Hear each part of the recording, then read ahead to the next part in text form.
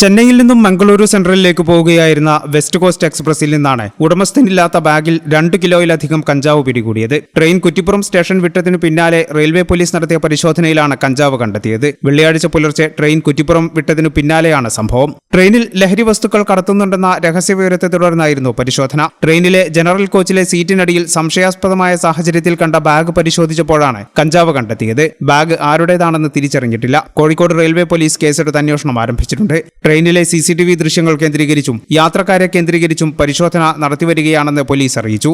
ഈ channel news, Kuttippuram.